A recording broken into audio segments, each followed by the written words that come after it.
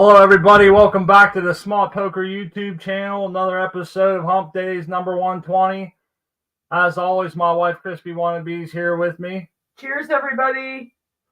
And we got some smoke rolled up, ready to go. I'm going to get the invite link up here. If you've seen the show title, you already realized that our buddy Rocinante is supposed to stop in and check out some tissue culture, little impromptu tissue culture.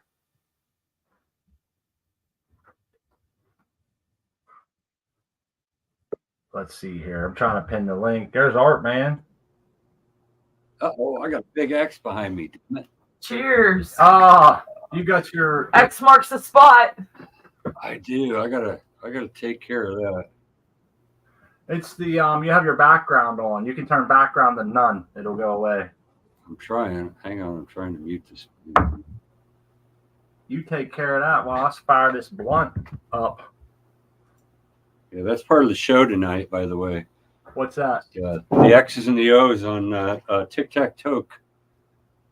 Oh, the X's and the O's. That was a song a couple years ago some girl made. But that's what that is. I was just practicing earlier for the show tonight. Let's Be Buds. The Tic-Tac-Toe. Yeah, the Hollywood Squares kind of thing. That's tonight, isn't it? It is. It should be crazy too. I've got some of the questions. They're pretty funny. I'm looking forward to that, man. There comes Jason to the crowd. Hey, Jason. Hey, what's going on, guys?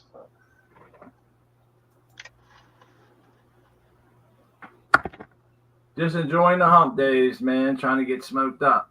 How about you? Let's see what you. Your plants look a little bigger. Thanks. Yeah, I had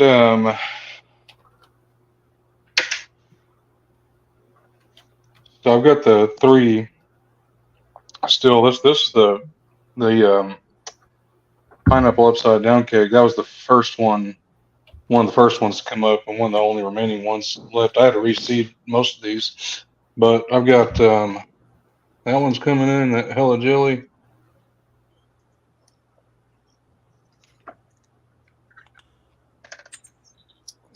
Oh, I can see. Yeah, it's a little girl. Oh, it popped up, yeah. A tiny one, and then I've got the blueberry muffin in the back. It's got one coming up, sprouted. Just taking off. Go ahead. So I'm just waiting on this raspberry parfait to pop up, and then I'll have my six. So one more to go. I can do it. Right on. That's where I'm at. Just waiting for these to get ready to come up so I can start growing. Oh, I'm sorry, I've coughed on.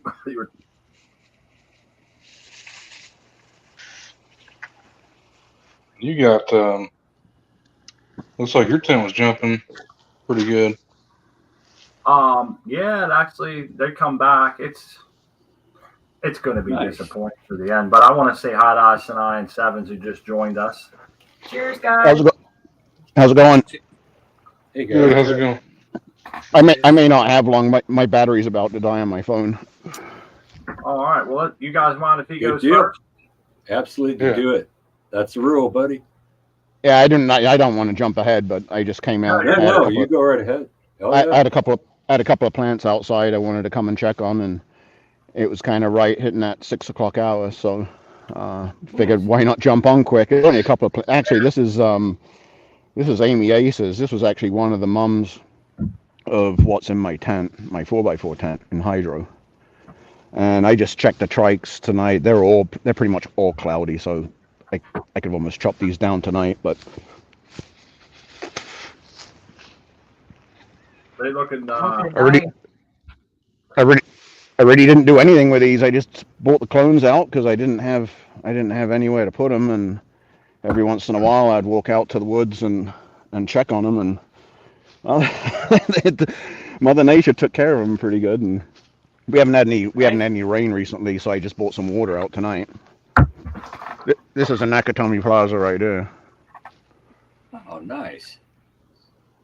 Little Chad Westport. Yeah, but the nice thing is I've got these two outside, and then I got clones of the same in the 4x4 in hydro, and then I got clones of the same in my small tent with super soil. So nice little enjoyment for me to experience, you know, a couple of the experience what the other methods have to offer. And Hell yeah. so, yeah, this thing is damn near, look at that, this thing's damn near falling over. You say you haven't been getting no rain. We've been getting nothing but rain. And I see Yeah. our buddy G-Bay up in Canada says Mother Nature hawk smashed his garden. That's a real Yeah, I sign. saw that. It was bad. It was sad. I felt real bad for him. Sorry, G-Bay. Yeah, man, he got a lot of work into that. And you got some nice plants coming along here. They don't look like they've been suffering too long without water, that's for sure. No, and I really didn't do anything with newts. This ground, well, this is back here is pretty much just wild and some grass. Surrounded by what used to be sod farms, so the soil holds the moisture real well. And this is kind of a nice little tucked away spot. And It sure I've had is. I've used this area a couple of times in the past few years, and really with a little bit of neglect, the plants, as long as they get big enough and the deer don't get to them. So I don't put a lot of energy into this. This is because the deer usually do get to them. No doubt. I would be the same way. I'd kind of put them back there. I'd watch them, do my best with them, but you kind of got to be ready for a broken heart there, you know? All I'm hoping for is just a couple of buds of each, just so I can do have my own little my little treat, my comparison of the hydro, Mother Nature, and the super soil. I understand that thoroughly. Hey, I want to take a second and tell Rocinante welcome to the show. We'll be over in a second, buddy. Cheers, Rob. Hey, how's it going, guys? I'm gonna jump off. I gotta head back to the house. Hopefully, if I can get some battery back, I'll jump back on when I get back. And Right on. Thanks a lot, Sevens, for letting us Yeah, get outdoors. Always a pleasure. yeah, I'll at least be listening as I'm walking back to the house. So Right on. I'll chat with you guys later. All right, buddy. And as stated on the show title, we have some tissue culture with Rocinante going on. We want to say thanks, Rock, for coming on and being able to share with us. And you know me, I'm going to have quite a few questions, so I'll just apologize up front and say thanks for answering them the best of your abilities. Oh, that's awesome, man. Yeah, it's going to be pretty impromptu, like I said.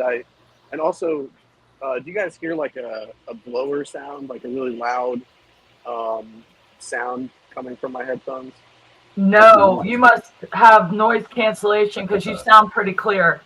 Okay. Yeah, this machine I'm standing in front of is pretty loud. It's got these big vents and blowers. So Don't worry about talking loud. It's almost impossible for you to get too loud. So if you need to scream or whatever, go for it. Some days I do, but no. I'm happy to answer questions. I have an entire setup downstairs and another identical flow hood, but my lab mate he had a meeting, so we're just gonna I'm just gonna talk up here, and then I've got all the tissue culture stuff down there, and I'll kind of actually go through it then. But okay, yeah. Right now, I'm just sitting in front of a laminar flow hood. This is where I do the tissue culture work. In front of me, I have some of my cultures. These are African violets. But I have a question already, Rock. Shoot. I saw a laminar flow once, and it was water, and it looked like it was solid until you put your finger in it. So when you say you're at a laminar flow, am I right? Was I right? That's a laminar flow? Well, that might be a laminar flow of water, but what that would be is kind of like just for this, it's this filter. It's kind of hard to see it, but there's this big grid across the top. That's a filter, and the air is moving down in a laminar flow. Okay. This is a vertical laminar flow. But why does it have to be in there? Because if there is any contamination, even just like a speck of microbial growth, it'll kind of spread. So once it gets onto the agar, it has all the nutrients and vitamins and sugars that it would ever want, and it just goes crazy. I can actually show you what that looks like. Dude, I've got that's wild. Hey, it Yeah, go reminds ahead. me, Rox, of have you ever see like they take those little petri dishes and they rub them in there, and then they like put them in this thing, and they want to see if what they tested was actually sterile or not, and if shit grows in there, you know. And that's what I think of when you say about this. I picture like that bacteria getting on that what do you call it, the agar. Agar. Yeah. Yeah, and making like a big green pus. What do you have there to show us? Oh yeah, this is a banana that I did, and it got contaminated Look at that. pretty bad. You can see that growth. You can see it's not doing good. It's not coffee. It should be clear, like this one. So But sterility is very important here, like of utmost Yeah. importance. It's paramount. even one speck, if you can imagine just one spore, that's all it takes. And so for this, you really have to worry about where you're placing your arms. And for this hood, it's the flow is coming from the top down. So you don't want to move your arm over something whenever it's open. But basically, you just have to be mindful of the sterile work. And so there's kind of this certain approach to working within a flow hood where you don't want to make really fast movements. You don't want to reach over things. And you just want to kind of, anything that goes into the flow hood has to be kind of sterile. You can't just be flippant about it. It's kind Very of a precise work. Yeah. Yeah, and like you're definitely lab grading shit here, and this is and it's strictly for that reason, so you can have cleanliness, and it's just to make sure that you're starting out with, I assume, everything nice and clean, because this is a way you said. I know this is jumping ahead, but this is a way to like help get rid of hop laden viroids and shit. So, and that all goes hand in hand. Being sterile, clean, and I dig it, man. This is cool shit. As we go along here, I have a few things written down that some of my friends were mentioning. They're actually in the chat now. They were excited about this show. Nice. Yeah, I mean, if you want to fire those questions off right now, would be a good time. So I'm not distracted chopping up plants. Okay, let me check in here. One of them, well, I guess they weren't really as questions as much as they were going to be like talking points, you know. And one of them was, I guess, well, Athena. Did you know Athena sells a tissue culture kit? Yeah, Athena, they don't tell you what's in their media, which is really concerning because if you wanted to manipulate that for a specific genetic, you'd have no bearing for where you started. So not to slander Athena, I think the kit they have is kind of cool, but when it comes to the media, I just don't think that it's cost effective to go So that's that like route. a huge part of it, right? Like that's like the crux of all of this is manipulating the agar to get it Yeah, exactly what you want from the plant. Because we had talked about this before, and I try to soak up everything you tell me, Rock. You're a pretty smart guy, man. I don't give you too much credit. Hey, we watched you go through your school for the last 5 years and shit, and it's amazing the amount of shit you've learned, and we probably picked up 1% of it from you, and it's been pretty cool. Thanks. But you were saying before, you can manipulate this gel, this agar, and it will determine what the plant does, whether it roots really quickly or holds it in stable motion for later down the road and things like that. So with you saying that they don't tell you what's in their agar, that does seem kind of concerning. For one, you can't manipulate it. So they want to have, maybe that's their way of being like proprietary with it, you know? Yeah, that you have to get it from them, basically. So sorry about that. So yeah, it's for me, I just don't like that because of the cost. It's not cost effective. If you knew what was involved in it, you could make it for, let's say $1 a liter, as I think what it comes out to. And How much for them, is it? it's like $25 for Athena. Almost. Jace, how much is it? Is it $19.50? Yeah. Yeah, it was almost $2,000 for their tissue culture kit. Are you freaking kidding me, man? Yeah. And That's the thing is, it's really expensive, and although it is nice because it's like a full kit and you get it and you're going tissue culturing. But going forward, I think if you go that route, I would just use their autoclave, use their little laminar flow. But I would say do your homework and just get your own media. You know, there you can go to Phytotech Labs or you can go to Plant Cell Technology, and you can order all the nutrients and hormones and plant preservatives that you need. But, I gotcha. That makes a lot of sense. Hey, one of the things here says this person wrote to me, and shout out to them. This is, I believe this was Clay that sent this one. This is a site about the show. I spoke to friends that are getting their meristem tissue culture work done at Bayer. I guess that's Monsanto's, Bayer. Mm-hmm. When you take a pinch of fresh growth from the apex on the plant, there is no way of knowing if it's really clean without using an electron microscope of sorts to individually select the cell. Yeah, is that ring any kind of thing with you? Yeah, precision is everything, and yeah, you can't be 100%. And it's actually funny because a lot of these companies, they're not going to guarantee you that they'll be able to remove the hop latent viroid, because they can be like 90-something% sure, but they can't be 100% sure that they can do it. So, and I think that plays into the cell selection, like they said. I have a question. Yeah. Can you do anything with the seed germplasms? Yeah, you can do embryo rescue, so you can pretty much grow a full plant. You can crack open the seed, pull that out, put it on the agar, and grow it that way. If that's the question. Bro, that's pretty awesome. What a great that's something that the community would really get on board, because we've all got these old stuff, that we want to bring back. Yeah, that's a great point. That's a wonderful point, man.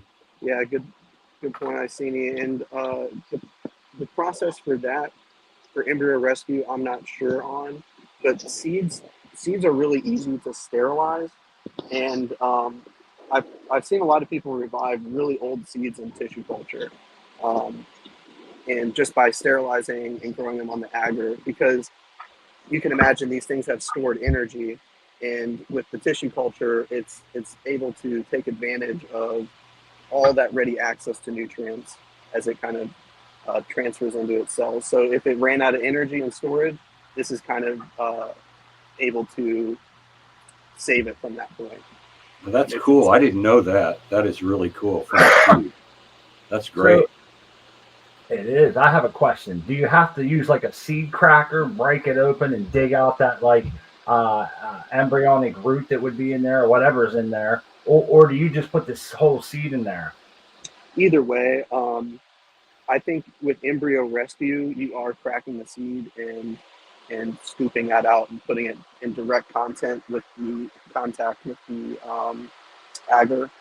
So because you don't know if that seed's going to crack, you don't know if it's going to go through the process of releasing the gibberellic acids and triggering the germination. So with embryo rescue, super old stuff, you might crack it and extract the tissue and put that straight onto the agar.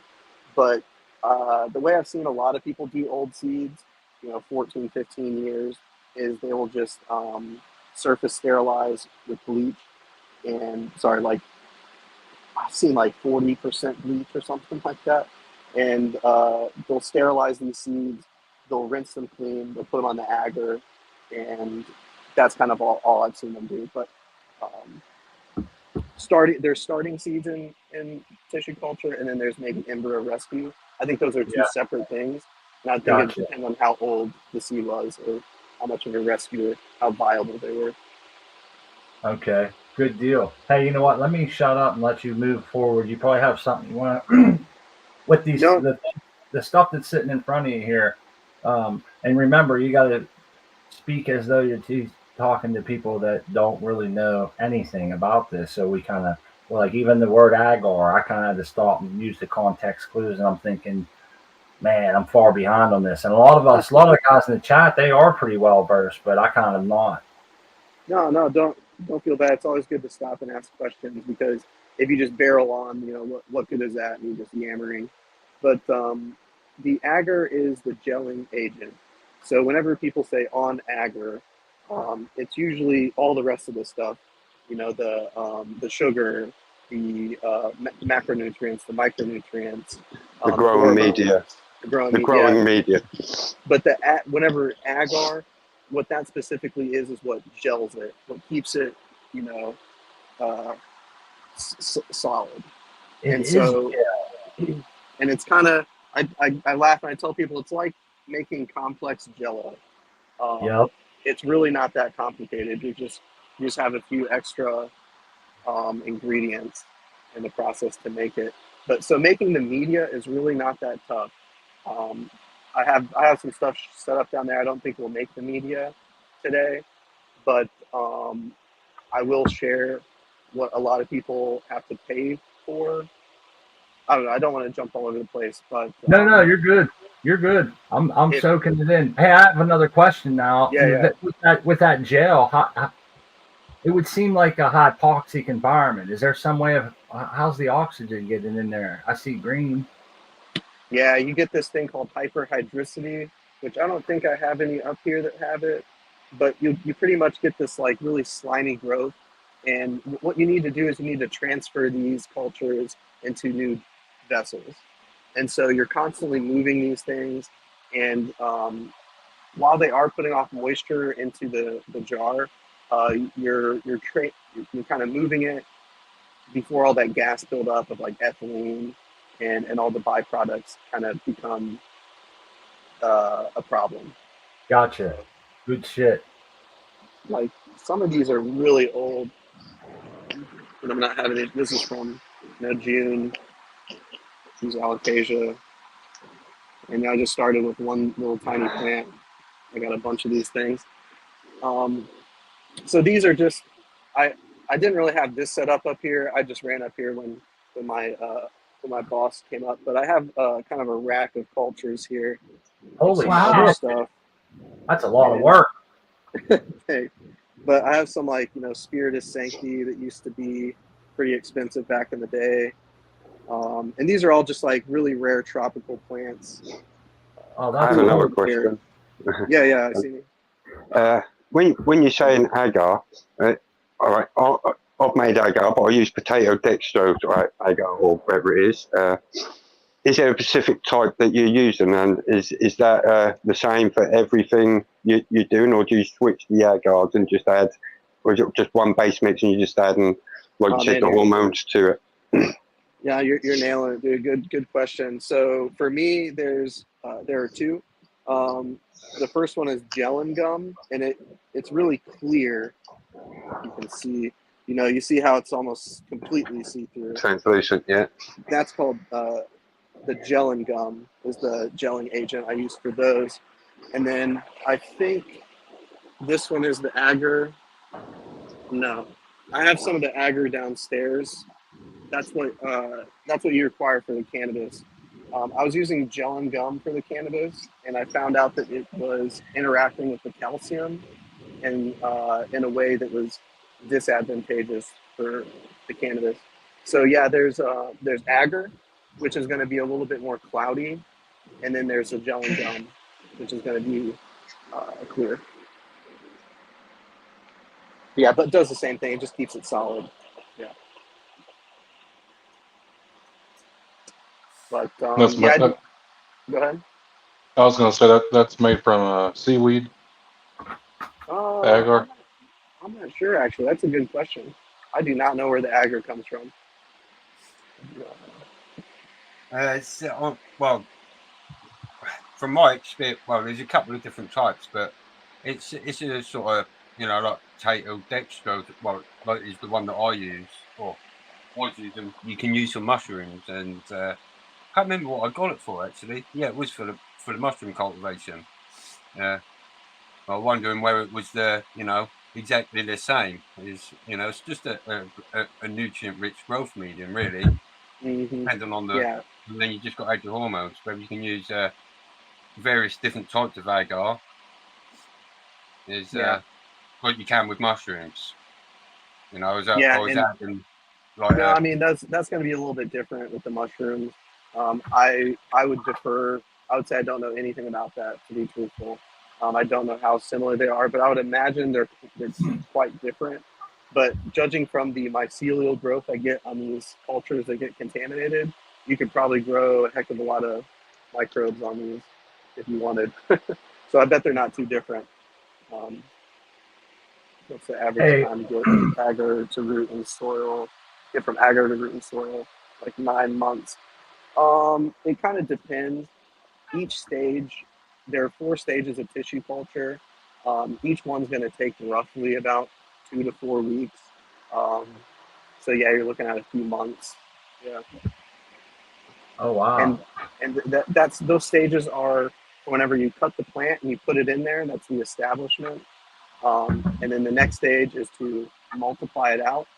So the hormones used at that point are high in cytokinins, low in auxins. The next stage would be to root it. So that would use the higher auxins and cytokinins. And then the 4th stage would be to acclimate it, which you're washing off the agar gel and you're putting it into like a plug or a soilless media, and you're kind of sorry, this lights are going out.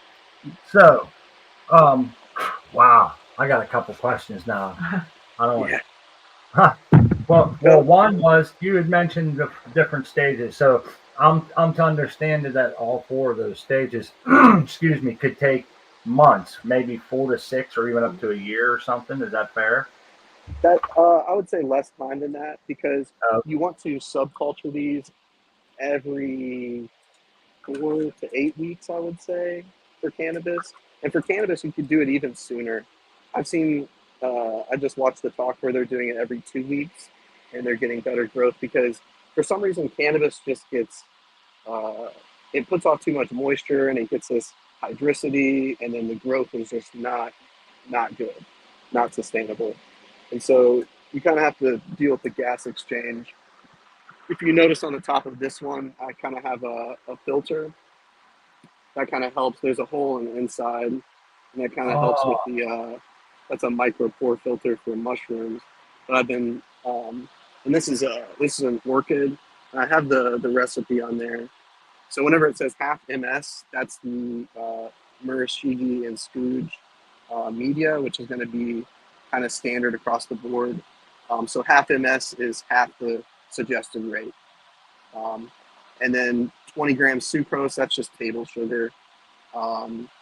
And then 1 milliliter BA, that's the cytokinin. And then 0.2 milliliter per liter IBA, that's the auxin. And Okay. If I can stop you right there for 1 second, I apologize. Yeah, no. I want to make sure my mind's right here. The cytokines are cytokines and auxins. One's like a growth hormone, right? And one's the opposite. So you're manipulating those at different times so you can get growth or not have growth or something. Can you explain that? Yeah, the hormones are kind of directing the growth, right? It's saying to the plant, grow more shoots or grow roots, but it's doing so in a different way. One inhibits the other, like you said. There's a relationship between the two, and so the higher cytokinins are going to inhibit the root growth, and the auxins are going to inhibit the shoot growth and boost the root growth. So if that makes sense. Yeah, the IBA, is that the same sort of what's in the Clonex and the rooting hormones that we buy from the grow shops, or like the willow tree plant? Yeah, exactly. Yep. Yeah. And there's a few other auxins. I mean, I'm pretty sure like 2,4-D is used as an auxin. They have, what were they? NAA, IBA, and I think there are a few others, but there are a lot of, yeah, go ahead. No, I was just going to say, okay, that's exactly it. I kind of lost my thought there. I was thinking, what's it stand for, IBA? Indole butyric acid or something. Okay, oh yeah, that's I think I had it as butyric acid number 4 or something. Does that sound right? I think IBA 3. I got to look at the jar. Yeah, okay, 3. Yeah, that's it. It's all standard. that's pretty cool, man. I had another follow up, and I lost it. Old Asinai, he's pretty wise guy. He's knowledgeable, and it's nice that I'm glad he's coming up with these good questions and interjecting that stuff because. And another cytokines that you use and the same sort of things I'm extracting from sprouted seeds, like the popcorn. I'm using so I'm understanding there's cytokines. When I brew a sprouted CT from the popcorn, or the maize, there's cytokines that are in this that are going to help me with the bud density and the flowering specifically. That makes sense because the plants are creating these endogenously. These plants are creating these auxins and cytokinins within themselves naturally to direct growth. And so we can harvest those, like Hosseini's talking about, from grains, from other plant parts that are producing high amounts of those. That's like mung beans and shit. That's what I think they use those too. They sprout really quick and a lot. Yeah, most seeds have got these growth hormones in them. That's that's how they're going to start life, and they're concentrated at that seed form. Yeah. Go on. Yeah. No, that's good stuff. Go ahead, Rob. Yeah, I think I was gonna take a break here and go see if my lab partners finished up with their meeting because I actually have some cannabis plants and I've got everything set up to chop them up, sterilize them, and put them in. But that might take a little bit of time. So, if you guys don't mind, if I just pause my camera here. No, take your time, man. We're gonna smoke down and maybe catch up here a little bit. I'm sure some other people. Yeah. Thank you for doing this, Rock, man. Yeah, this is really interesting. This is awesome. Very informative. Let's refill our coffees. What do you say? We'll get some coffees. Yes, definitely. And I just want to say I'm looking forward to seeing these pictures of Tao's outdoor plants. Yes, we can do that. He sent us some pictures, and I'm super stoked. I saw him on Smott's little telephone screen, but now he's going to put them on the big screen, and we're going to get everybody here at the Smart Poker and Crispy Wannabe channel know and love the American One. He's been very generous in the community. I think he's pretty much a rock star. I got his pictures here, and hopefully he don't mind. We'll show him. I think that was the intent, possibly. I wrote it down in chat there earlier that I would show him. Let me make sure he doesn't mind, I guess.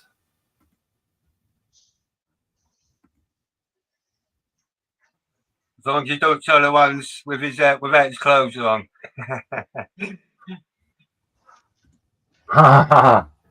Yeah. Hey, Tal, you're in the chat, man. Just let me know if it's all right. I mean, he showed them on here, but, I feel like it's my duty to at least ask first, right? Before you pop somebody's private shit up on there. But they're really nice, man. Like my wife said, I saw them on the little screen, and we'll get them up here on the big one. I'm in the background working.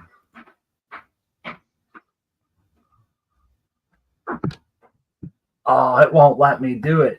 It says unsupported message on my computer. Oh, no. Use the Instagram mobile app to view this message. Oh, that sucks. I must have a real shitty computer or something.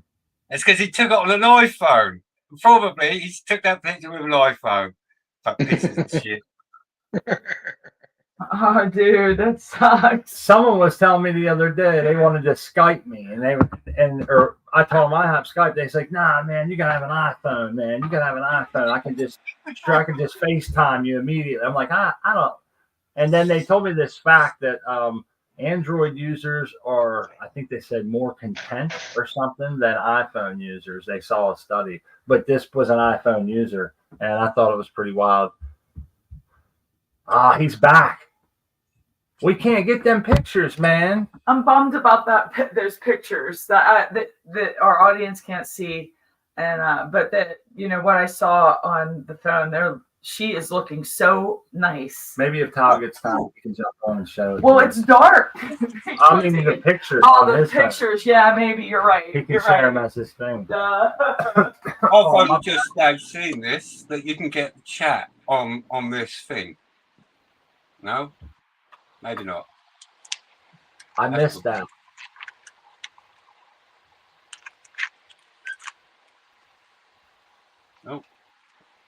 I missed what you said. I'm sorry. There's No. there's a load of new options there, and it just I thought I could do a YouTube chat at the same time because I've never been able to multitask, you know, and do all that business, look at chat at the same time. But if you push the more button, isn't it? You can see comments and Yeah. Oh, yeah. There's all kind of stuff. Well, I guess mine's a little different. We have like banners, and they call it brand. I don't know why, but Rock, when you're ready, man, you let us know. I just didn't want to. Oh yeah. No, I'm just still still setting up here. I'm You're good. getting the ISO because you know how we talked about the sterility. You guys are going to see me almost. It's almost like your OCD when you do tissue culture. You're constantly cleaning stuff, doing stuff, spraying your hands, spraying the surfaces, spraying the containers. So there's going to be a lot of moving around. So I'm not really quite. You said 70% ISO. Yeah, 70% ISO is what you want for surfaces because it stays on the surface longer. But I'm using 91% just because that's what I have right now. I feel like for contact, that does it. If you spray enough, it's going to sit on there. But to keep things, oh man, like I said, my camera is going to be kind of wonky on this. Okay. I don't have a stand. This is going to be tough. I just realized Yeah, it's all good. Hey, lean it up against the bucket if you have to, man. That's what we do here. Yeah, I lean it up against something, hope it don't fall over. And well, this is what I'm using, but we'll see if that works. But the problem here is the angle. And if I change it to a better angle, it's going to be the vertical screen. So it's up to you guys which one you want to see. Just do the best you can, man. We really appreciate it. I mean, this is pretty good stuff. And I just want to take 1 second and tell Texas, you're hooked up, buddy. We can see you. Do you got some time to hang out? You betcha. Right on, man. And then I also wanted to tell the American one real quick. It wouldn't let me load them pictures on my Instagram, and somebody said Brian420 says if you send them one at a time, I might be able to show them. Or like I said, if you want to try a different way, go ahead while we're going through this. Yeah, and then to the panel here, if you guys got any questions for Rock, just shut me the hell up and cut right in there. I get a little excited. I'm looking for a scalpel here. I think I've lost my last blade for my scalpel. This is where I'd be able to look to my wife and say, scalpel, just like I was a surgeon, you know? She could hand it off, all beautiful, pretty. You're McDreamy on ER or whatever it is. Yeah. Yes. Well, I hate to pause again. No, take your time, man. Everybody realizes Rock's doing this out of the goodness of his heart. It's a little impromptu. He's trying to work with what he got. He doesn't have the great camera. He's using a phone. He's got other people. But this is really cool. Yeah. We really appreciate it. Well, I just wanted to know what he's working against. Oh, yeah. He's got other people in this lab trying to do things and teach classes and different things. So just kind of bear with us here. And I got to tell you, Rock, this is some cool ass shit. It really is. And while you're getting set up, I want to say hello to Texas Weedhopper. We did. Okay, I told him. I asked him he has some time to hang out. Great. We can check his plants out after we're done here. Hey, I see that you sprayed that down with some, is that some sterilizing agent? Yeah, and you might see like blemishes on here. These came out of the autoclave into a sterilization pouch. So they came straight from an autoclave into this area. So I am confident that surface is sterilized. But just to be extra certain, I just sprayed the surface with alcohol. I'm also heating up the implements in a tool sterilizer. Oh, that's cool as shit. Hey, can we see that again? Look at that. Is those tweezers in there? Yeah, they're these they're pretty long. Oh, cool. But I have 2 sets. You'll see the other one down here, and you'll see me swapping these out. Man, it keeps hitting my volume the way this camera is. I know what you mean. The squeezy part grabs right at the volume area. I know exactly what you mean. Holler at me if I stop talking or something. That will help because it'll be silent. The one in my car dash does that too. It clamps down on the volume and shit and shuts the screen off, all kind of shit on me. It's very annoying. I'm curious. Yeah, I would think you would have like, I think of like the barber shop. He has a jug of barbicide. He keeps his tools there. I would think you guys would maybe adopt a something like that. But that tool sterilizer is pretty badass. Is it hard on the tools, heating them up all the time like that? It looked a little discolored. It is, yeah. But it's a consumable product, right? Yeah. You know, as long as it's sterile, that's all I really worry about. Yeah, it's still pretty hot. But yeah, like you said, the barber side, it's just a thing of ISO, and I'll keep my tool. So while juggling in and out of the heat, I'll also put them in the ISO in between using them.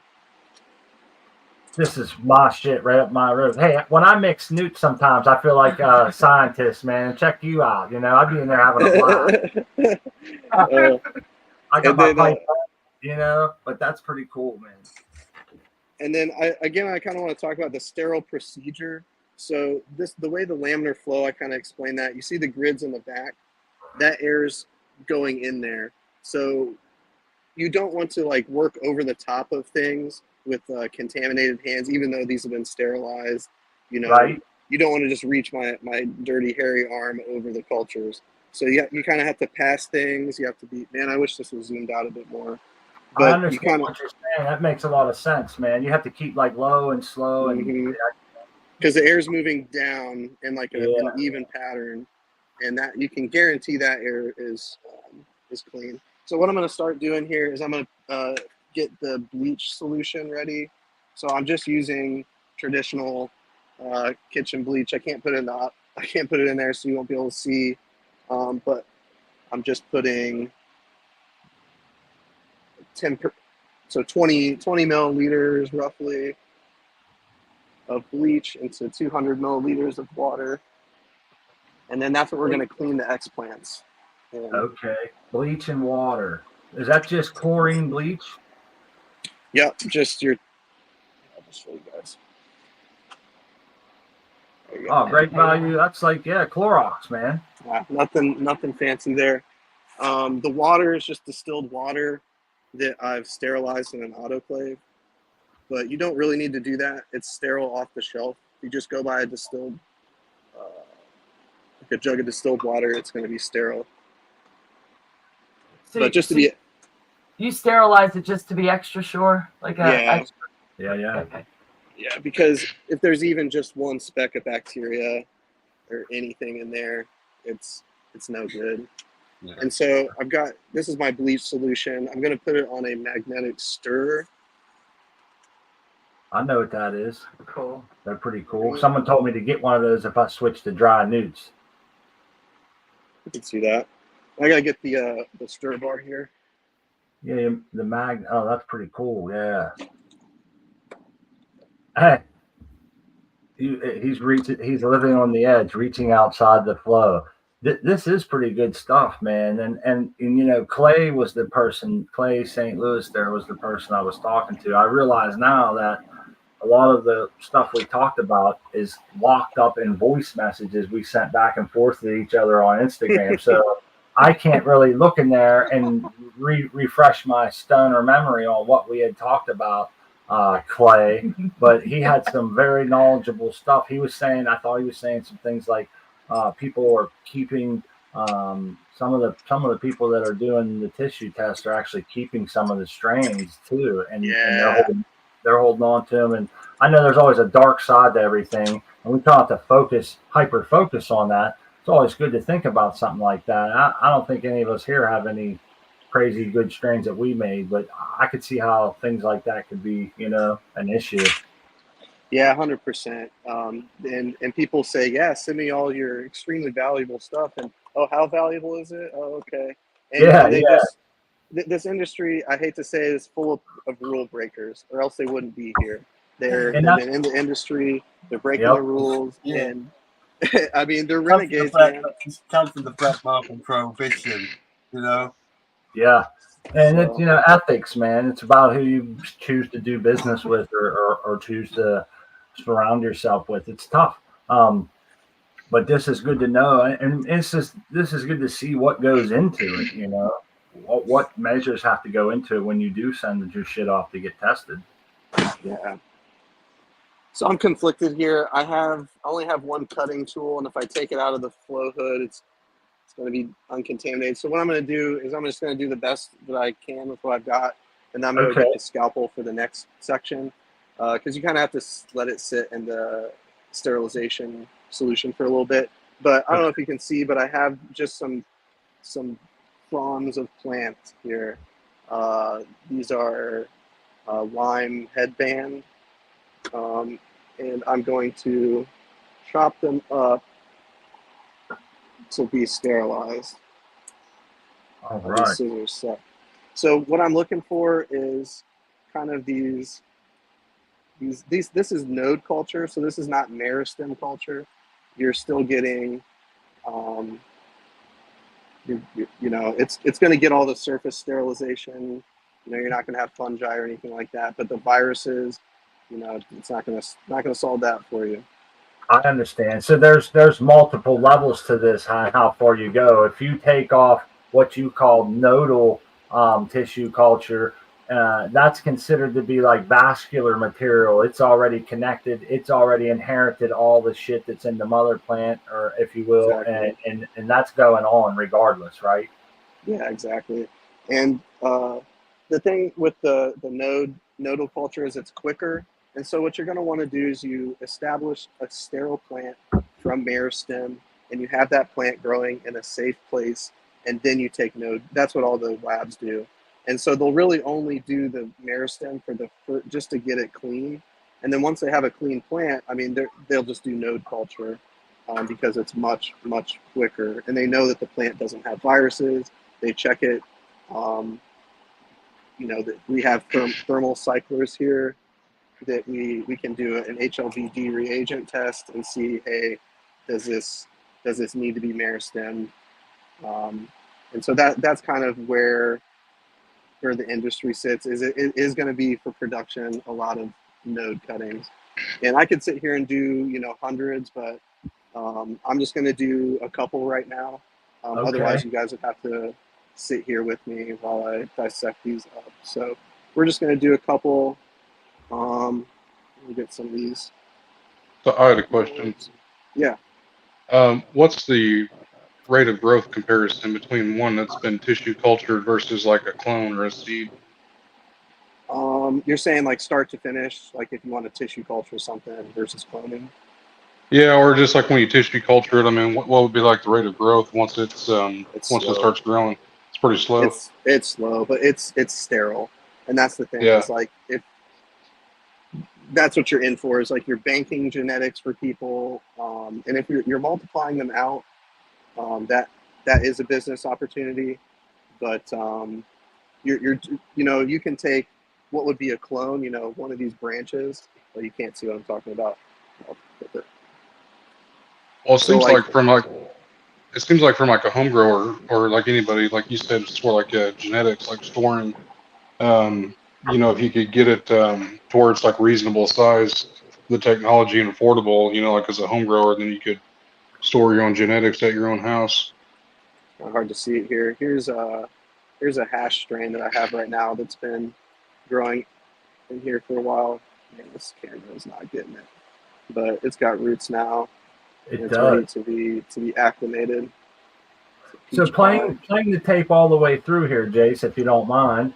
I was just thinking about what you said. So your question, if I'm seeing this clearly, is once the plant's rooted, you've got it out. You've already went through step 4. You've got it reacclimated, I think you call it, and it's now you're growing this out to fruition. Is it going to grow just as fast as a regular clone or a seed, or does it grow much slower? Oh yeah, thanks. No, it's gonna grow about the same. It's just a plant. I wish I could grab some of the ones here, but you know, once it's out and it's growing, out of in vitro conditions, it's gonna just grow like a normal plant. But some people say they have tissue culture vigor, but that is from ridding the plants of all like the endophytic pathogens, all the fungi, all the other stuff that's in the plant that you get rid of when you meristem. And so you have these cuts that have been around a long time. They just accumulate pathogens from the environment, viruses, epigenetic drift. And whenever you go from that meristematic cell, you're really kind of starting over, is what they say, that you have the TC vigor. I'm slightly skeptical, as you can tell, but I think that going from meristem is time consuming, and it's very costly, I would say. We were just talking about that last week, wasn't it? Genetic drift. Smart. Yeah. Yeah, we were acting like we knew what we were talking about, or I was anyhow, but I was portraying what I had thought, whether it be the wrong definition of it. What I thought epigenetic drift was, which I've heard it's bullshit, is someone who takes a clone, Rock, and they keep cloning from a clone generation after generation. They say that that clone will eventually not be what the original mother was due to DNA breakdown, because these plants aren't made to come back year after year. They're annuals or whatever. You have to replant them. They don't have the ability to repair DNA as, say, a long-term plant like trees and other things or whatever, bushes that come back every year. So people were saying they changed. Now, I've had long growers that's been doing this much longer than myself who clone and say they've cloned, like, I think Professor Know-It-All was in the 22nd time, and he said he never seen a difference. Other people said 12 generations and then they don't do it anymore. And I've heard all these different things, and that's what I thought epigenetic drift was. But someone else had told me that it's been long miscategorized as epigenetic drift, and that's something totally different. And so I don't know. I think I'm slightly confused on what I understand it to be, if that makes sense. Yeah, that makes sense. And it is a confusing topic that, a geneticist wouldn't stumble over as much as I would. But basically, within the plant's life, it has stresses, it has events, certain transcription factors trigger certain genes, certain mutations happen within the plant. And whenever you're cloning a part of that plant now, it's the same plant. So it has those same, the genetic... SNPs. The deletions and multiplications. Exact. Right? Methylations on certain sites, certain genes being triggered and not. And I think that I would say I defer to a geneticist, but yeah, that's what happens. And go ahead. Sorry, we're nearly there to find the pathway that will reactivate the master blueprint, because every living organism has a master blueprint of their original operating system, should we say, like the DNA. It's like we have these cells inside us that have actually got a little blueprint, and they go around and they put stuff right. It's just as you get older, you lose the ability to maintain this blueprint, and it's hindered. But it's inside us, and we're going to find out a way sooner or later where we can correct the DNA methylation mutations in the future, I think, and it's not too far away. Can you take the herms out? Just let me know when they can take the herms out, man, and we can be rock solid with. That's what I was just about to ask Rocinante, because that's what you were just talking about right there. That's why they were saying that, like, if a plant herms out, the seeds are more than likely going to be herms as well because of the stress from the mother plant. We just cut a couple down today. Me and my wife got seeds from plants that hermed, and they were both feminized. But I think some of those plants were actually males, and I don't know if that's possible, but they look like straight males to me. And another one was a herm. So that's a great. They're prone to herm. Yeah, but CRISPR should be able to cut that out or something, I always thought. But that might be way beyond my thought grade. Because I have DNA methylation issues myself. Is I don't process collagen in my methylation chain of the collagen pathway. I've got an issue there. They don't quite work. They ain't quite worked it out. But I'm pretty sure in the near future, what they're telling me is unfixable at the moment is just around the corner, and I can get myself healed.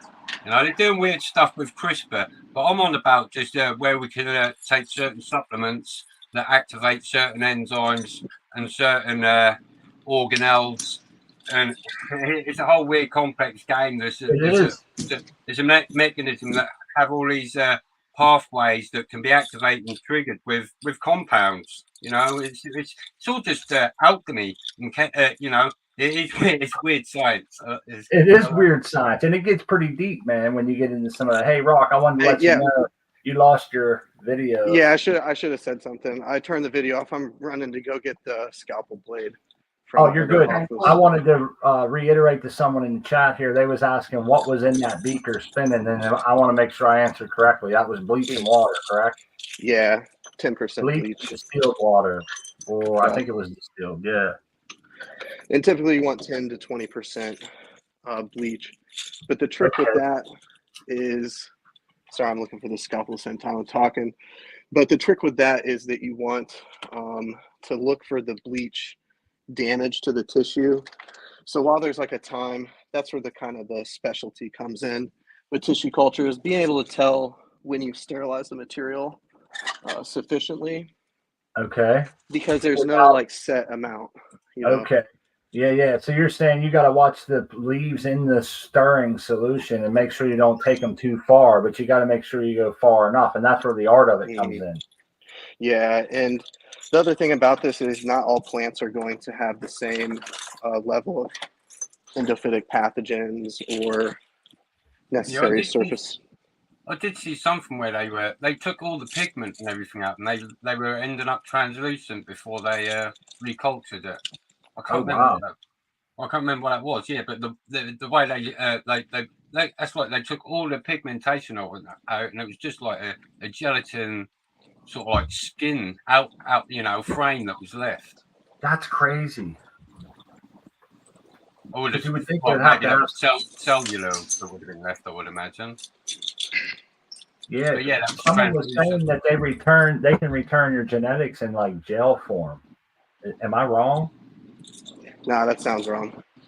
That sounds wrong. Okay, because I thought they must have meant like in gel, not clear weed. That's like clear Pepsi. No, I meant like they could give you back some sort of a gel and I thought they were saying you could get your genetics broke down into like a gel form that maybe comes in like a syringe or something, and that's how you would propagate it yourself. And it didn't make sense to me, so maybe I misunderstood that. Yeah, the plant. Nah, that doesn't sound right.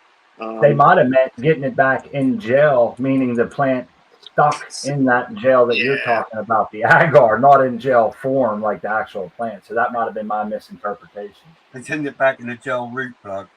Yeah, the gel root plug. Okay, not in gel form. Look at me. I was thinking, damn, this is getting pretty wicked. We're sending gel forms.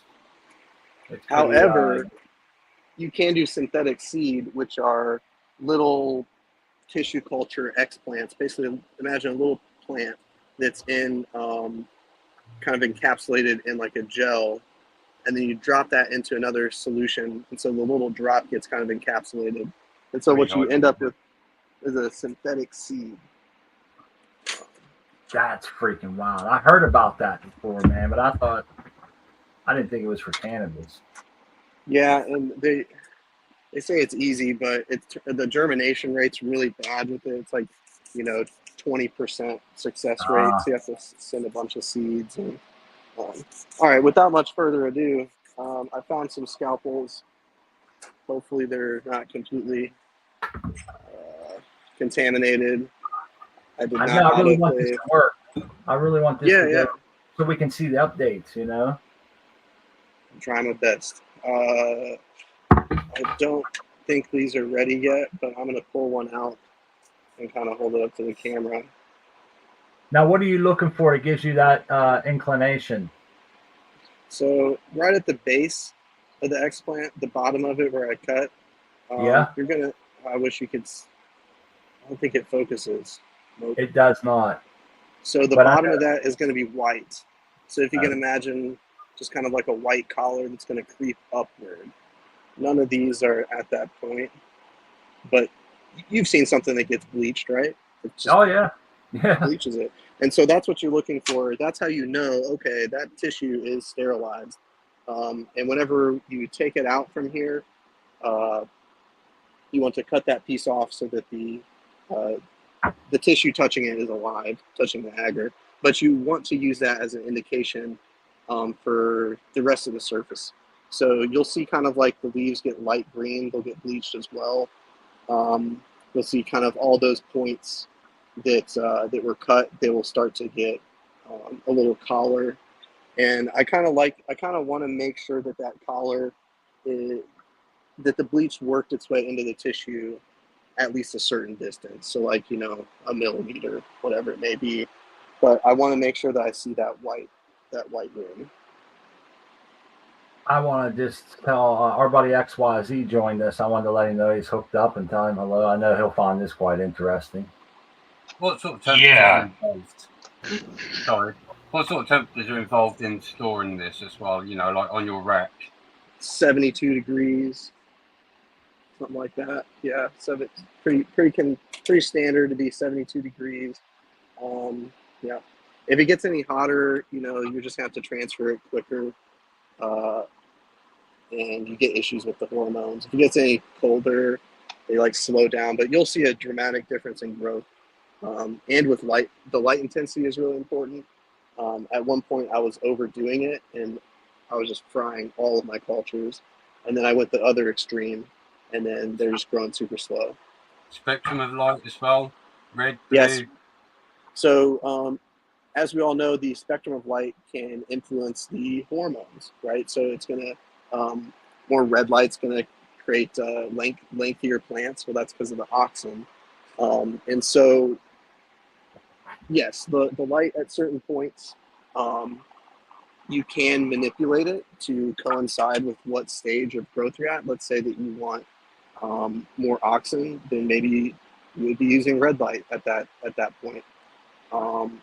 But for the most part, it is just about intensity, which is about 40 to 80 micromoles. Not a lot, then, no. So pretty low. A lot of these are getting their energy from the sugar that's already in the media. So you can imagine they're not photosynthesizing yet. Exactly. Well, they are in some ways, but you know, they don't have access to the CO2, so they're going through like the glycolysis chain. As far as I can be completely wrong on this part of the biology, but there's other processes that it's using. It's just like when we run out of glucose or whatever, we can then create it internally through a different process and break down other stuff to get what we need. I would imagine the plant's doing exactly the same. Lot survival mechanism. Yeah. And so the next stage of this, I'm seeing the collars starting to form, that kind of bleached edge. I'm seeing that form. I'm just going to go a little bit longer. Okay. But hey, take them and toss them under our old HPS. They'll be bleached out in no time. And I know exactly what bleached. When something's supposed to be green, but it's bleached. I don't think they want light bleach here. This is bleach, man. Pieces, yeah. So he's got that in bleach, 10 to 20% bleach with distilled water. In case you missed that, XYZ. I'm not sure if he was here. And I just got here. I kind of want to back up and maybe walk through this process step by step. And I did maybe skip a process here, and we'll see if that plays out. But the first step is going to be plant selection. You want to get a plant that's not infected, right? And that you've maybe applied systemic fungicides to. Now you're in the establishment phase. That's what we're doing here. And at this stage, you want to wash off the exterior of the plant with soap and water. So that would be the first step. And then you do what we're doing here with the bleach. So you're actually going to... Oh, no. Oh, no. He bumped. He must have hit the button. Just so there you go. Okay. We're good now. Guess who's back? Guess who's back? We thought we usually lost phone. Yeah, I hit a call, so hopefully that person didn't take offense. So what I was just reiterating is if the step before this would be to kind of just rinse the plant material with soap and water. You just want to make sure there's no dirt and debris, because that soap is going to lift off the surface any contaminate, because you can't sterilize underneath the dirt and grime. You know, if you're doing surface sterilization, it needs to have contact with the plant surface. So you need to lift it off. I don't know if you guys can see what I'm doing, but I'm straining it through. We see it. The strainer. And Another I'm question. taking, Biofilms. Do you have any issue with biofilms and removing the biofilms from anything that you culture, and if it's got anything on there? Yeah, good They're question. quite Again, stubborn. you use this stuff. It's called 20 polysorbate, and Right. that's kind of it allows it to get further. I forgot, it's a surfactant. I don't know if that's the wrong term, but it's basically allowing the soapy water to get in the crevices and completely sterilize all the surface. And so right now I'm just kind of rinsing it off with sterile water, and then I'm going to put them onto. Okay, I just took a snapshot. That's good. All right, so I'm putting it onto my tray here, and I'm going to. Sorry about this. I think this is where we should tell people he usually uses something different, but you're going to try to get by with a scalpel, correct? Plastic. Yeah, this scalpel was used for mycology, so that's even worse. But that's all right. We trust in the process here. I bet this is going to work. Yeah, this will work just fine. So you guys can't see that at all because of the zoom. I don't know why it's not zooming, but just imagine from a distance, I'm cutting off that piece that was dead, the dead tissue.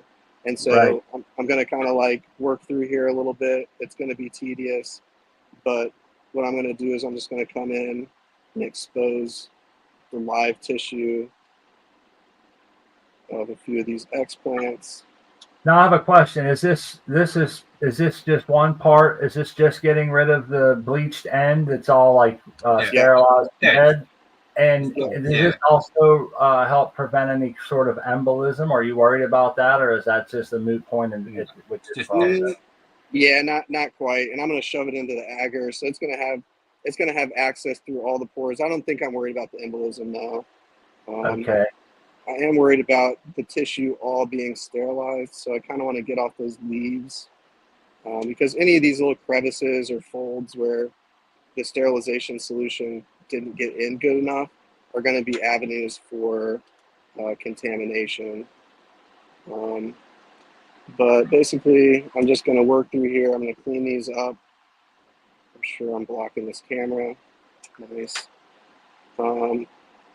And again, you kind of have to work fast. I'm kind of doing too many things at once here, so I'm a little distracted. But you want to kind of be proficient at this, otherwise it's just going to take you forever. But some people, they get in here and they're good at it. Other times they're just not fast enough, or they're too jittery. They're not focused. So now that we have our. It's not easy to do what you're doing in front of a crowd of people with a phone, trying to keep it all in there. So we definitely appreciate it, and we understand. And I wish we could zoom in here. I can see, right there. That's perfect. So if I was to do the meristem culture, I would come to this leaf, and I would, under a microscope, I'd peel the leaf back.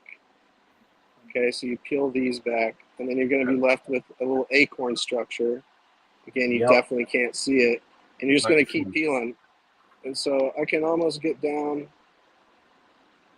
but right at the end of my scalpel here is the meristem. And just for shits and giggles, I'll go ahead and cut off a tiny, tiny piece here, and we'll plate that. And I'll just show you guys how slow the growth is from just a few cells. So yeah, there's that. Well, I let those go too long. And I know I've sat down and split those little leaves back real deep, and the acorn straw. I know exactly what you mean about that. I would think that's like the node or the whatever right there coming up, Yeah. That's the bit you pop out when you thin a plant. Yeah. Yep, exactly. Good point. And so, you know how Iceni was talking about the different, he's asking about the agar types. You can see how this one's more opaque than the clear one. You can kind of see the difference there. That's going to be with the agar, and this is going to be with the gel and gum. For cannabis, you want to use agar because of gel and gum's interaction with calcium in the media, and cannabis needs that. So, so I'm getting all messed up here and make sure I'm starting with sterile tweezers here. But at this point, I'm just going to pop these jars open, put the lid to a side where I don't put my hand or arm over it. And I'm going to grab these explants and just shove them in here. Oh wow! So you can do multiple in that one tray, that one jar. Yeah, just to save space, because I'm going to move them out of here. Yeah, before they grow for too much longer. So this is a good way to see if multiple ones take, I guess, if you will, you know. Or if they're sterile. That's the thing. The establishment phase is one of the toughest parts. If I hadn't done this quite a few times, I wouldn't be so confident, because it's tough to sterilize it and get these initiated in tissue culture.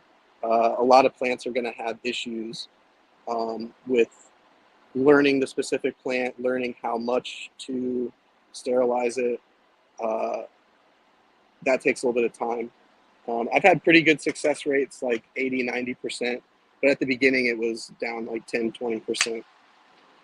So refresh my memory. This agar is heavy on the auxins? No. Cytokinin. Yep. The heavy on the cytokinins, so that you can promote root growth versus lateral growth, correct?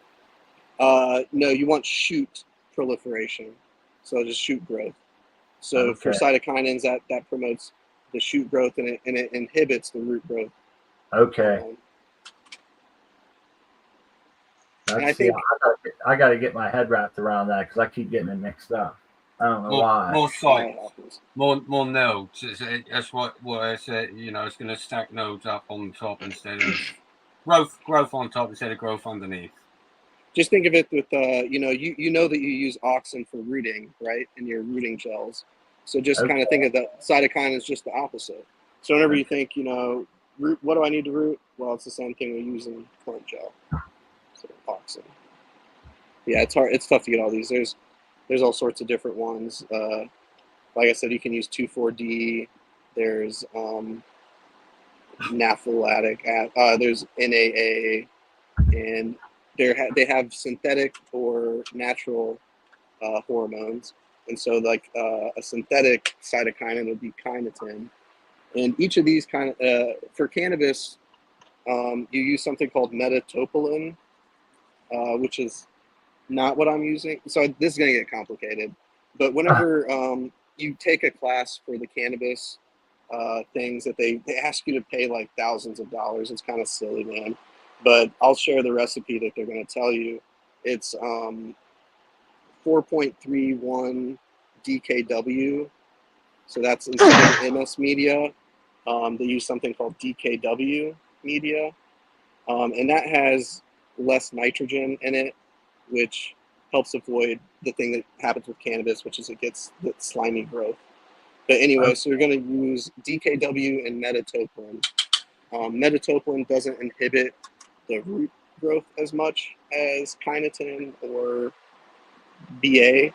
What I'm using here is BA, but coming up soon, I'm going to be using metatopolin, which is another cytokinin. Cool.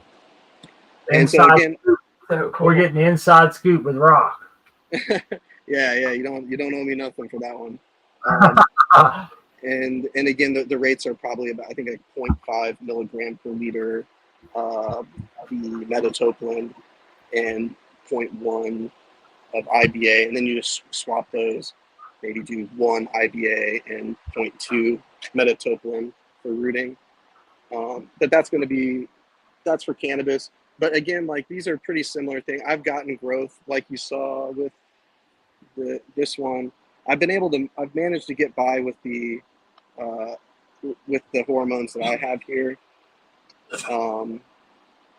And honestly, this growth, it may look bad, but I'm pretty proud of the nutrient status of this. It's hard to grow cannabis in a jar. These things don't like it sometimes. No, I don't have any here, but there are some that just they don't do well. The VPD is out of whack. It's out of whack for sure. Yeah. So you gotta take these out, otherwise they build up ethylene. They get this slimy growth again, and then when you try to acclimate that slimy plant, good luck. Oh yeah, I can just imagine. So when you say you have a 90% success rate, is it 10% down to the contamination?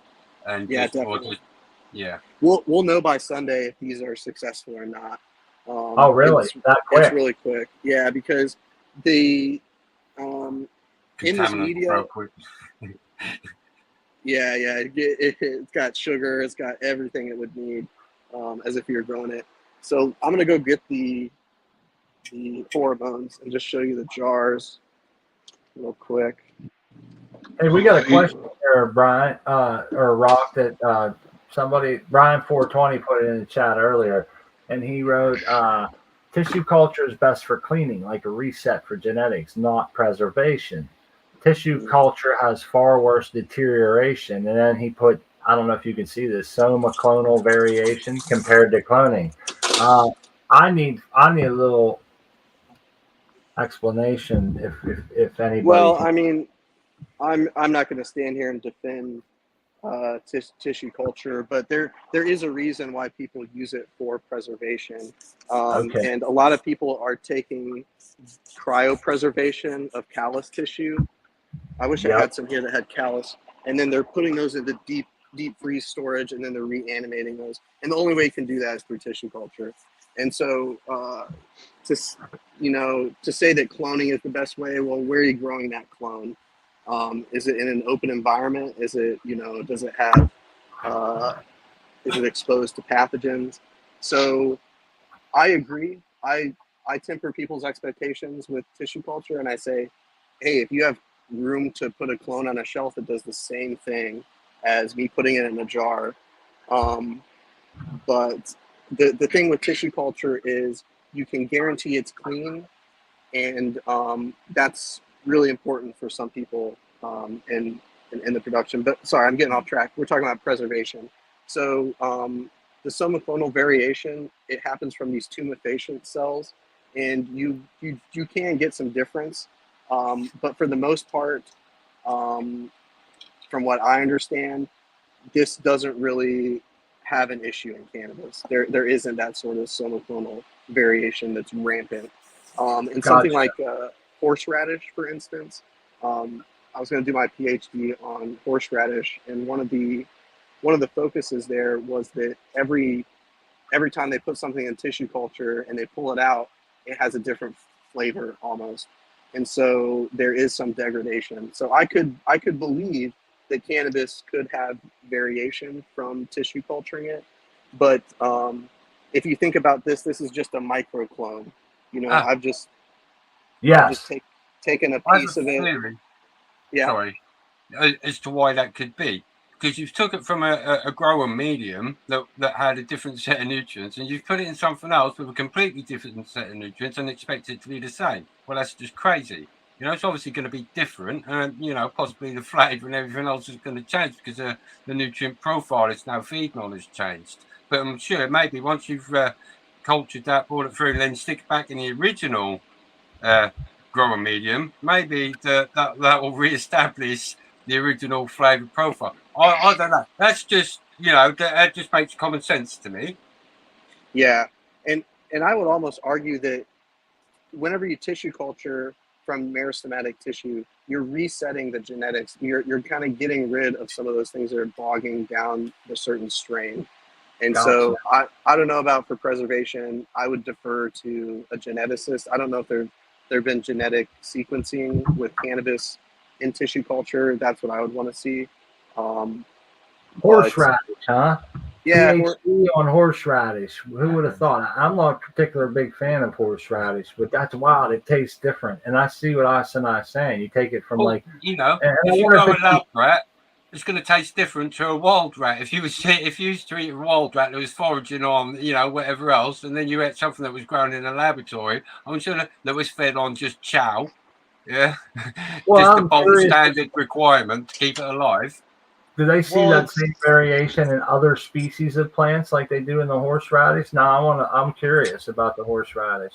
Horseradish is strange and boring, but they, yeah, the way that the genetics work, God, I don't really want to get into it right now, but they thought that they were sterile for a long time. And like there's this guy back in the day would pay thousands of dollars for a half ounce of horseradish seed. Like nobody thought it was, everyone thought it was sterile plant. And so just the way that the genetics work, I think there's a lot of variation that happens within it, and there's a lot of kind of degradation. And not to get too far off on that rabbit hole, but right now they're doing work with the inner root discoloration, and they're doing the kind of a breeding program for that that I've been helping out on. So that's my involvement in the horseradish. We grow kind of a lot of it around here, next to the rivers. Cool. But yeah, that's horseradish. It's one of the things I was going to say is to use cryopreservation and then try to reanimate those callus tissue cells. But whenever you're reanimating a whole plant from like one cell, there's a potential for mishaps to happen, that variation to happen. But whenever you're just taking a node and you're shoving it in gel like this, I don't think there's much genetically different about what's growing out of the top of the plant. It's a mini clone, like you said. It's what it seems like, like a mini clone. It's got a complete genetic makeup in that dish. Everything it needs to replicate itself. When you go to a single cell, it's unless you've got them other things that give the spark of life and allow it to sort of like separate and multiply. That's the basics of life and multiplication. It's you can only go back so far before you fucked. Now I want to know if we was to cut off of say a plant that has a fasciation, and you cut it off of that somewhere real close to the fasciation, and you tissue culture that, is it gonna all that shit would come right back through again? So I guess like he said, pick the right plant. Looks like we got something cool coming up right now too. Let me shut up. Oh no, I'm just doing some other stuff here. This is that's an African violet, but yeah, is that picking the rare? right plant. No, it's not at all. But what I did was I just went and took a leaf. So I don't even know if you can see the original piece of this. Lower it down a little bit. If you can lower it down towards the trail. Yeah, there you go. Right at the center of that, there was like a tiny little piece of a leaf. So I made about 100 of these from 1 or 2 leaves. I just took the leaf and I sterilized it and I dissected it into little pieces. And I put each of those pieces on the agar in a bunch of different jars. And now you have a bunch of little plantlets. And what you do is, this is the multiplication media. And what I'm going to do here is subculture it, which would be to kind of like break it up here and then put it into their own little jars. But this is just showing you the multiplicate. Like if you're wondering where all the plants come from and like Home Depot and Lowe's, this is where it's coming from. People doing tissue culture, and you can see how many 100 plants in this little ball right here. That all came from one leaf, one section of one leaf. With cannabis, you have kind of the same option to do multiplication, but it's exponential, right? Each of these little nodes in there, I can cut them off, put them in their own plate, and I have a sterile plant that's growing in agar. And so you can really get to the point where you get really efficient at this. And while that was one node, look at how many. I just took a couple cuttings off of a plant, and now I have what would you say? I have 18. How long would that take you to before you would then be like, oh, can they take some like from that ball? What you've got there, that ball. How long did that take to get to that? 3 months. Yeah. So what happened was all around the edge of that cutting of the leaf, it sprouted up individual little plantlets, and some of these jars are subcultures from those little plantlets that I've kind of plucked off. But not to bore everybody with African violets, but I have a bunch of like tropical plants that I do as well. But you know what you do is you take that little clump and just unceremoniously separate it up into little clumps. And this is how they get the plants at Lowe's. Hey, the plants at Lowe's now, they say on there, you're not allowed to propagate this at home. It's have you seen that? So that just makes me want to bring it home. I see people, everybody's like, you know, but I guess that's not for like getting a cutting to grandma. That's for like doing what you're doing. They don't want someone taking their genetics home, recreating it 1,000 times and selling it themselves, you know? Yeah, and it's tough for them to protect themselves from that. You know, a lot of those plants, you know, you can't. It's a natural. That's wild. I didn't know this is how they did that. Well, you know, like after seeing this and getting this information from you, I feel like there is a real, true possibility of overgrowing the planet with cannabis. There you go. It can be done on the massive scale. Yeah. And clean. My big question, guys, is, can we take a piece of smut, like a little bit of skin cells, and do this with smut and grow another spot? A dolly. We can have everyone. I want to go on record and order 100. Oh my! Maybe we could repair your pickle factory you missed out. Regrow me. Yeah. We can put when I rise the power, I'm not going to forget any of this, guys. Put a call out to the community, and we'll have everyone just dedicate 1 2x2. We'll have 100,000 little plants in there. Yeah. In the springtime, we'll all go out en masse and just put 100. You know, all of us with 100,000 clones each, going and putting them out. That'd be crazy. I agree. This is really cool, man. It is a way to get a lot from a little bit, man. If you know how to do this, I gotta say, this wouldn't be something I could do at home. I could already see every single one of mine would be contaminated, you know. But I can see where this has a definite place in the community. It's got very positive implications, I think. Oh, definitely. Yeah, man, and actually wanted to have a conversation. Smile, you're really resistant to clones, right? Yeah. You said even tissue culture, you said you're hesitant about, which, you know, I can respect that because of the viruses, but I would lobby that seeds come from plants too that were grown in somebody's environment, and so you're right. You know, those seeds can absolutely have viruses. In fact, I got one from some Jungle Boys seeds. I got a tobacco mosaic virus from the seed, wow. and I was able to. Go ahead. I'm sorry. Go ahead. No, you was able to. I was able to verify that it was from the seed. Like I took the seed out and germinated it in a completely sterile environment, and it's still another one of the seeds from the pack got the tobacco mosaic. But yeah, that was all I was going to say. Wow. Well, I want to say I'm going to walk that statement back now that I see the sterility that's going through here and the soak and bleach and everything else and how little amount. I don't think it's very capable for a group of spider mice to live in there with the agar for 3 months. You know what I mean? So now that no, they do like humidity. They won't replicate in that humidity anyway.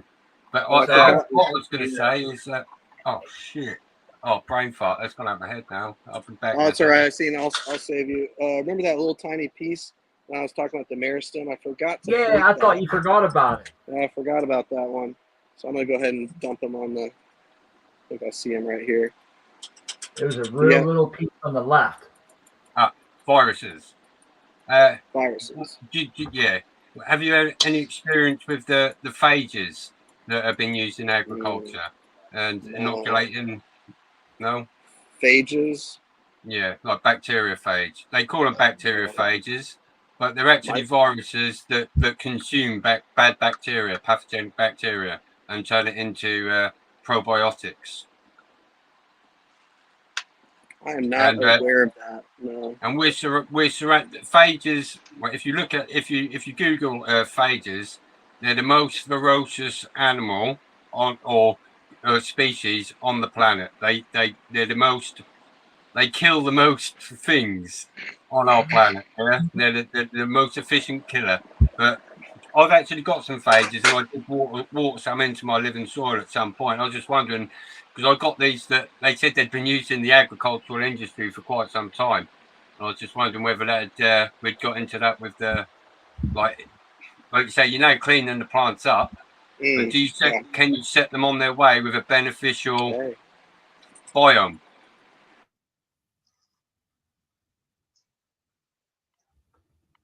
Oh no, he'll be back. It got cool again. Yeah. Let's see. Let me... Maybe a little froze. Icenine. Yeah. So you were asking about like I would think you'd want to avoid any bacteria in the way Rocinante's doing it with the tissue culture. Right. Yeah, but once it's all clean, it's now vulnerable. Oh. Okay. Yeah. Gotcha. So I'm all about gotcha. yeah, sending it forward from being clean, yeah, with the best survival chances, because you've now pre-inoculated with a healthy microbiome, because you've just wiped out everything you've now done. You've now wiped the microbiome out of so it's now going to be susceptible when it goes into the open environment. Yeah, it's going to be susceptible because it's not got anything to protect it, like like the good. It hasn't grown out in nature where bacteria is running rampant, and it doesn't have any phages or any innate or what I would not innate, but stuff that's cohabitates and growth. Growth promoting organisms, basically, instead, and that protect it from pathogens. Once you've established your clone, surely that's what I do with my seeds. I bring them into the world and I inoculate them to protect them from that point going forward, to give them, so I don't get dampening off, so I don't experience powdery mildew, and so I don't experience bud rot. Are they? I would be sure that'd be a little bit silly to release a or something that's come out of a sterile environment and trying to plug it into something that's not sterile anymore. Surely it's going to be like, oh fuck. Yeah, I can't comment to that. I'm going to get the common cold. I'm going to get every virus because I haven't got no resistance anymore.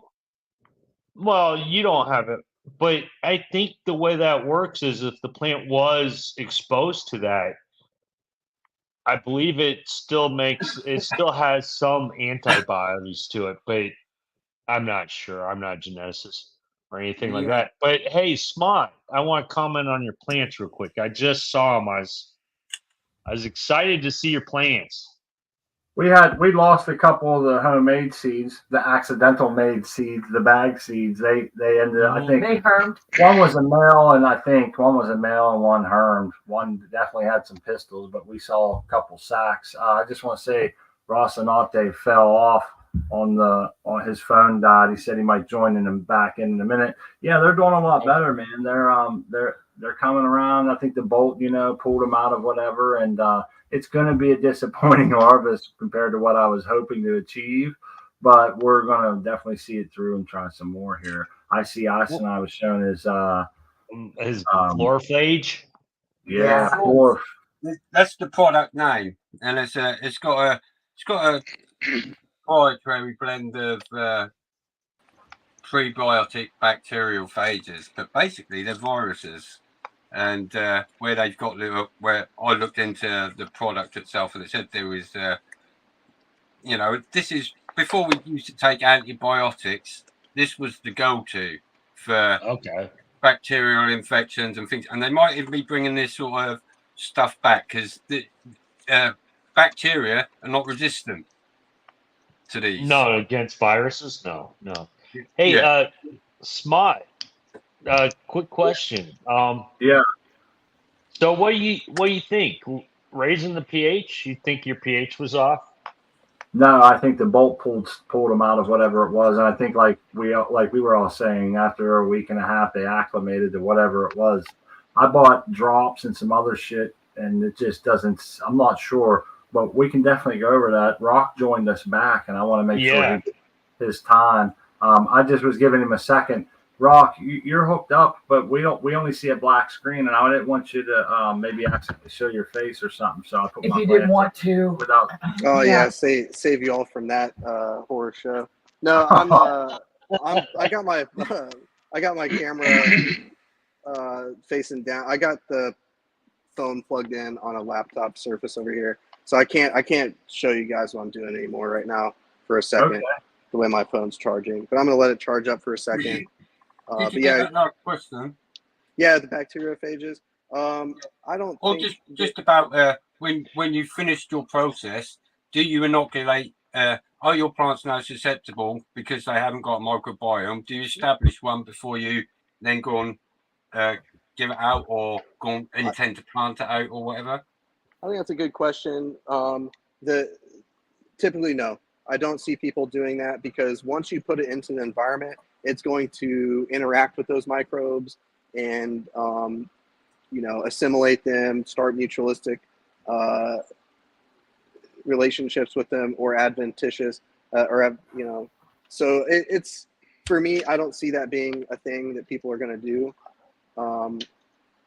Because regardless of if you add something or not, once you transplant it to a non-sterile environment, it's going to immediately be under attack from opportunistic fungi, and it's also going to be in an environment where it can assimilate with those positive, with the beneficial ones. So whether you inoculate it or not, it's eventually going to end up in an environment where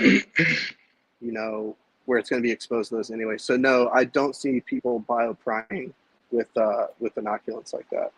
Right. Currently. Not to say that there's no benefit to that. I just haven't seen it personally. Yeah. From my own, the when the seed is released by the mother plant or whatever, it comes with its own little microbiome attached to that establishes and protects that seed in its initial stages of life, and it's already pre-inoculated.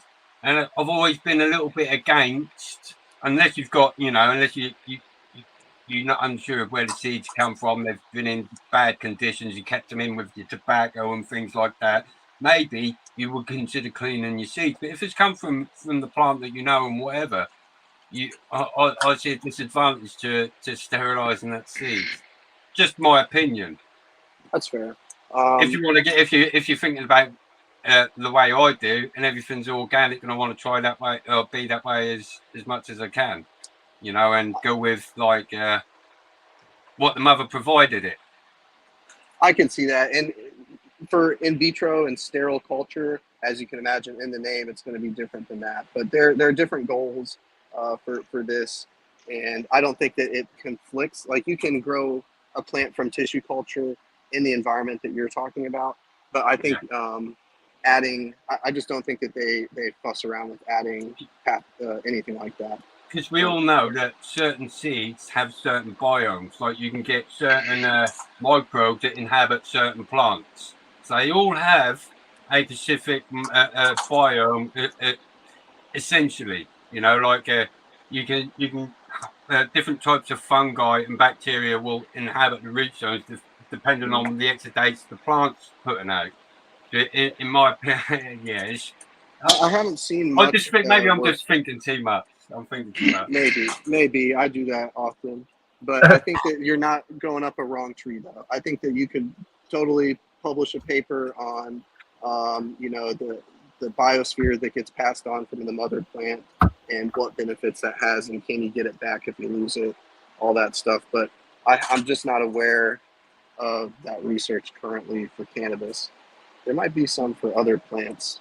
Yeah, I'll just I'll say this is the way I've always thrown the way I experiment and I see stuff. And I'm like, if it works for one plant, it might work for this plant. And that's the way generally, if it's good for the goose, it's good for the gander. the basic functioning and cellular process are pretty similar across the, just there's a slight variation in, in things, but there's a similarity across the board. So I like to play with stuff that I might research. Oh, the tomatoes. There's a lot of money and research and funding gone into these plants and their microbiome and stuff. So I take some stuff out of the, I'm reading stuff about the root zones and the rhizosphere in the tomato plants, and I'm applying that into my cannabis. I'm aiming for the same microorganisms, the same flavonoids and the polyphenols and everything. I'm going to try and input into that biozone to try and create all these external pathways and activate them and stuff. And I know each plant is individual with their rhizospheres, and I just, this is something that I would be like, that's the next stage from tissue culture, in my opinion, is to, you've got a clean plant, now you want to give it the ideal rhizosphere to make sure it's going to maintain and do everything. You've just put all that money into doing the cleaning it up and all that time and effort. I don't see why you wouldn't go the extra little bit and go the full mile. So I got a question, guys. So like the rhizosphere, I suspect you're positing that the rhizosphere does have an effect on like the flavonoids, the cannabinoids, the flavor of the plant, I guess. Yeah. And the growth, everything, the defense mechanisms, the pathogens, everything, it can be affected by that rhizosphere. There's so many things that are going on down there that, it's just it's alive, and it's got its own little community of things that are doing stuff for each other, and unless it's getting the right signals and right things, you're not going to get all the benefits. This is why living soil seems to work a little bit better and brings a little bit more to the table, because it's got more options. Well, for example, Icenite, like when I grow like different strains, but yet the flavors come out not the same, but they have some same notes, and I think that's because of the way I'm growing. That's I'm going to tell you now. It's miracle grow. No, come on now, right? When you feed your plants all the same stuff, they're going to start having a similar flavour. I'm not. You can't dispute that. We've seen it across all these nutrient brands. Everything starts to taste similar. Whether you don't taste the nutrient, but all your weed tastes the same. It's got this. Everything's got this. Oh, that's in this plant. So everything tastes like this year. Yeah, I'll say there's some similar flavors, but genetics do play into it because I do get different flavors. But there's certain like notes that you get that's the same, and it's like you go to somebody else, you experience somebody else's grow, and they have different notes in it. It's like a different, I guess, environment. Environment, plain and simple. Your environment affects you just the same as it would affect us. If we were in an environment that's not conducive to whatever, we would all react. That's what it is. No one's got the exact same environment, exact same parameters. It's just so many variables. It's impossible to really duplicate. Sterile sort of, in a bubble.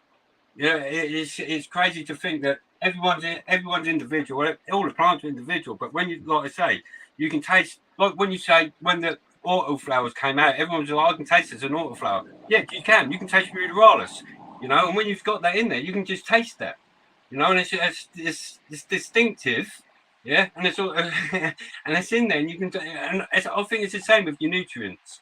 Whether if you're using one nutrient line, it's the same consistency, constantly, everything's going to start to conform to that consistency. Huh, that's interesting. That's just my opinion. You're steering it with your nutrients.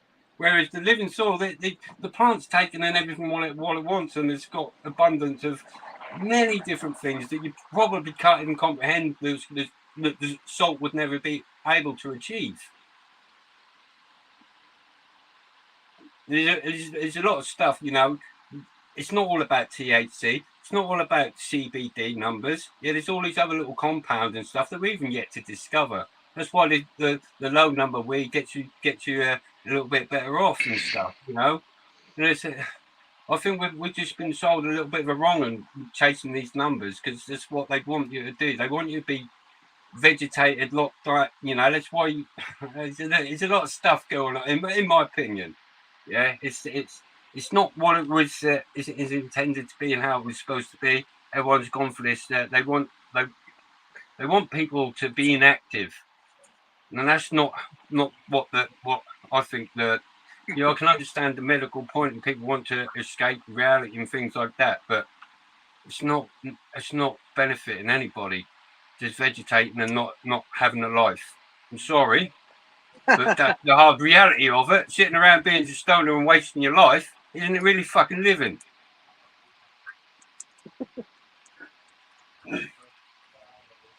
I appreciate the spirited refrain to nature. I agree. Yeah, yeah. I don't know what they add in there, but I'll definitely check that out sometime. See what the newest work is. Can you guys see at all the labels on here, Smart? Yep. Yes, we can see them. All right, well, we'll track these for Sunday. If you guys remember what they look like now, be prepared for either heartbreak that they're all slimy and covered in fuzz, or they're not, and then we're good. But either way, you know, we're grateful that you're willing to come back and show us what in a week's time. Now, you showed that one small piece of tissue culture that you took. It's obviously going to be, you said, very slow compared to all this. And I'm curious. Yes, thank you for showing us. We're curious to see if there's any change in that. Oh yeah, it's gonna be great. I don't think there were any left that I could do with it, but I'm betting what's gonna happen with this is it's actually this is unfortunate. I'm gonna have to open this one up and reorient it, which is not great. But well, we'll see what happens. But you see how it's kind of on its side. Yes. Yeah, that's not good. That's not good. It's going to turn into just a big lump of cells of that leaf, and that's not going to give us a new plant. So I kind of need to pop this open, and gosh, I really don't want to put more. Yeah, go ahead, XY. So whatever tissues are in contact with the agar, that's basically what reproduces, I guess. That's what you're getting at. Well, it'll pass what's in the agar into the plant through the gradient, you know. But it's not efficient. Yeah, it's going to pass it through the leaf, and then it's going to be that leaf cell that's probably going to get all the hormones to. Okay, there we go. Okay. And then I had one other question, Ross. So you're putting it in a agar that's going to promote a basically stem elongation. Yeah. Why do you want to do that? Why don't you want to do roots? Well, you want a lot of, you saw these African violets. Here, I'll bring up and hey, if my camera goes off again, I took my phone off the charger, so it might die now. But the thing is, you want it to do this. You want all those shoots to develop. You don't. Okay. You don't want a long internodal. No, you want a lot of shoot proliferation. And so the higher, I noticed the more cytokinin you add, you get this compact multi-shoot growth like this. They're probably 15, 20. I could subplant this into 15, 20 plants, I would guess, by looking at it. And so you want those shoots because that's eventually what you're going to take in subculture and get roots from. Yeah. Sorry, I'm gonna have to plug my phone back in. That's fine. You're fine, man. This has been a wonderful, wonderful episode. I really enjoyed this evening. And I might as well Yeah, show you and guys. it's a real treat that we're going to be able to see the growth difference. Hopefully. Now you said either way it goes, we'll know on Sunday, and we hope it's successful. What the heck is that? An autoclave or something? Yeah, this is the Yeah. autoclave. It's just a big pressure cooker, basically. But that's what all American. For years, Oh, I American. plastered with America. lime for years, and on the bag it says autoclaved finish line. And I always wondered like what the hell that was, but I never really gave it a second thought. And then now I've heard it so many times in the last 10 years, 8 years. It's crazy. Yeah, this has been awesome. The Smart and Crispy Cup. You see, I got him up right now. He's in Yeah. there. He's gonna grow. And so you can imagine having a petri dish, kind of a low petri dish, and think how many of these little tips you could fit in there. And so basically in that amount of space you can get, all those chances at success. And so really what it takes is just sitting in front of this lab, sitting in front of this flow hood and dissecting these plants down and just being real methodical. And if that's something that sounds interesting, they pay tissue culture technicians pretty well. So yeah, I would suggest reaching out. If anyone's interested in this, please reach out and I can direct you to certain resources. One of the ones I brought along with me here, it's Hartman and Kester's plant propagation. That's what got me kind of the base scientific knowledge. And I think you can download it online for free somewhere. That's pretty cool. Hell yeah. Well, before you had the tissue culture stuff. But yeah, I don't know if anyone had any questions or if they want to see anything for next time or if they don't ever see this stuff again. No. Oh, we would love to see more of this. This was looking- pretty awesome. I'm looking forward to seeing how these go, man. And I want to reiterate again how much we appreciate you coming on doing this on the fly. And maybe not having everything set up exactly how you want so you could do it for us, and we appreciate it. And my wife put Zosima Grows on Instagram. That's our buddy Rocinante's Instagram channel. Yeah, sorry for the multiple names, guys. I'm pulling a Zinfandel on you, Sync Angel on you. You're fine. You're fine. No, that's cool. I'll merge the identities soon enough. But yeah, thanks again for entertain. What a presentation! Hell yeah! Thanks, Uli. I can't see any of the chat. I'm in this StreamYards thing, so I'm sorry if I was like not interactive. No, everybody's having. Yeah, this has been gold information. I think everybody in the chat has enjoyed. This is really good stuff for sure. Yeah, I'm looking forward to the next episode.